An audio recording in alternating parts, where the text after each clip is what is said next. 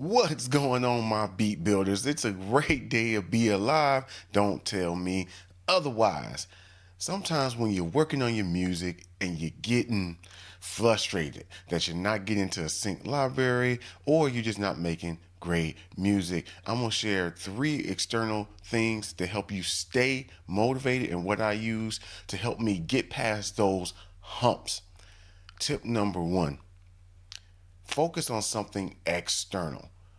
I know you want to be creating and just be in creative mode all the time. But when you're being creative, you don't have time to let anything else in. So one thing I would do, especially that helps with music licensing, is watching TV or shows. Now, if you're just getting started in the sync and you're thinking about sync, once you start watching TV shows, you'll start thinking about the music in a totally different way. Let me see if you can relate. You're watching the scene, and instead of thinking about the acting, you're like, oh, that cue came right in time with the scene.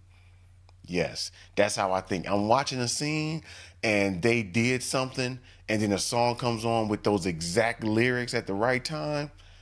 It's just like perfect. And you probably start noticing more things like this. Or like if you're watching a reality TV show with a competition, you notice how they build suspense. When they're about to announce the winner, they'll do all these hard cuts, everybody just looking around. Then they go, don't hit you with a sting, and then they reveal the winner or loser.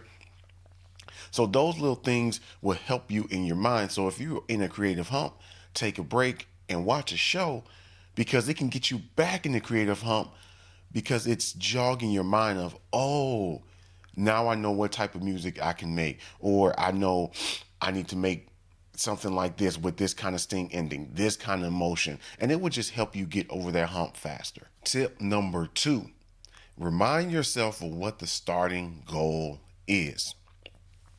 I know this can be hard because you probably have a goal that you want to reach your first placement, your first library, and you just keep getting frustrated.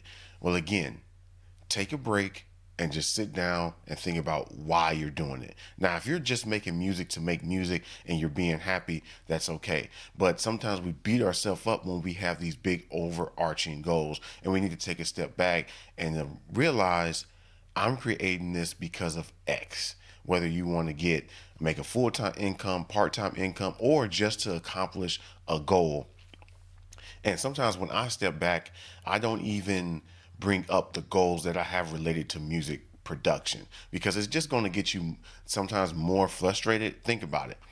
You've been making music for a year, you've been submitting to music libraries, and you're still thinking, okay, I haven't gotten into a music library. So then you think about your goal, I'm going to use the next year to get into a music library. Well, thinking about that goal, you haven't achieved it yet. So even though it sounds great, you're still thinking about the negative part, achieving that goal because you haven't achieved it. So I often take goals outside of what I'm actually doing, like focus on my health goals or focus on maybe not a specific goal as into getting into a music library, but I'm going to make 2 albums. That's more realistic. It's not really a pressure to get into a library because you can't control if you get into a library, but you can control if you make 2 albums, right? And that 2 albums can turn into 5, can turn into 10, and then before you know it, without even thinking about it, you reached your goal and you got accepted into a library because things take a long time, just like placements. They take a long time to get a placement. So instead of keep thinking about the goal of getting into a library, getting a placement, things you can't control, thinking about things you can control, getting better at music, making more music, or like I said, goals that don't relate to your actual goal in your industry, whether it be your health, your family, or if you have another job, working goals within that job. And the last tip I have is to do something related to music. So for myself, I actually teach, I'm a group fitness instructor and I teach dance fitness. So I recently got back hired and I'm so happy. And it actually takes my mind off of music production, but it's still related in the same way.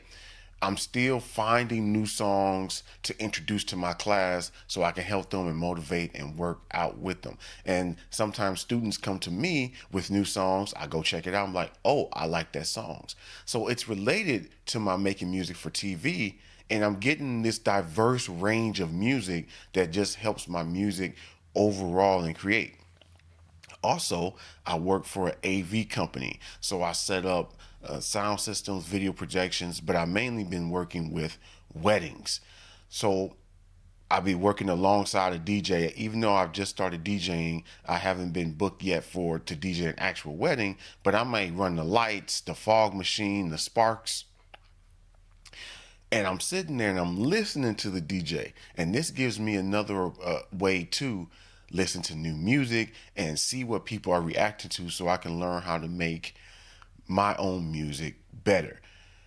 You might already have a full-time job, but if you can, try on the weekends at least hook up with an AV company, even if it's only once a month, because you already have the knowledge of hooking up equipment and doing things like that, and it won't be as intimidating as it may sound.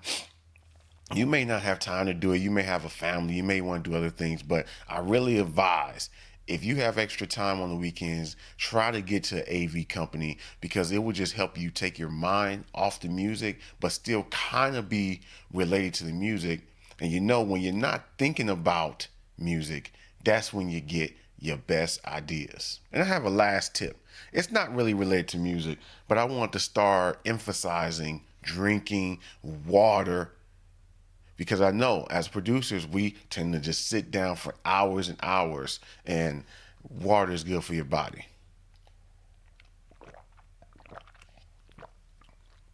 I want you to stay hydrated. Make sure you too don't have your cups of water and your drinks on your studio.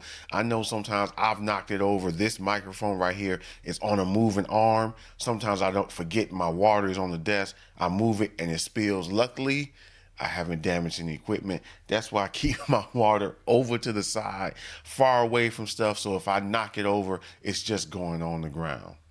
Let me know in the comments what techniques you use to stay motivated, because I think there's so many things out there that we can do to help stay motivated making music production, because it can get very frustrating when you're not getting placements, when you're not getting into a library, when you're not making your best.